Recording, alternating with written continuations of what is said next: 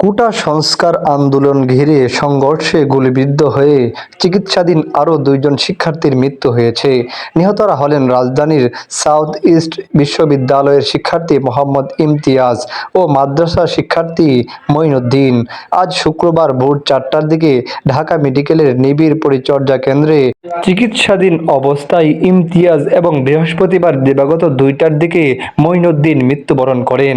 নিহত ইমতিয়াজের পিতা মোহাম্মদ নৌশের বলেন, আমার ছেলে সাউথ ইস্ট ইউনিভার্সিটিতে বিবিএর শিক্ষার্থী ছিল।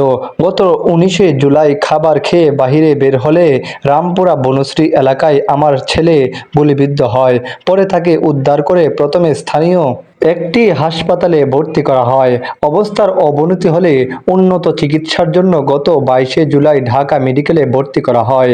চিকিৎসাধীন অবস্থায় শুক্রবার ভোর 4টার দিকে আইসিইউতে আমার ছেলের মৃত্যু হয়। তিনি বলেন, আমাদের গ্রামের বাড়ি যশোর জেলার জিকরগাছা থানায়, বর্তমানে রামপুরা বনশ্রী এলাকায় থাকি। অন্যদিকে নিহত মাদ্রাসা শিক্ষার্থী মঈনুদ্দিনের পিতা মোহাম্মদ কামরুল ইসলাম বলেন, আমার ছেলে মাদ্রাসার শিক্ষার্থী। গত 21শে জুলাই যাত্রাবাড়ির রায়েরবাগ এলাকায় টিউশনি শেষ করে বাসায় ফেরার পথে গুলিবিদ্ধ হয়।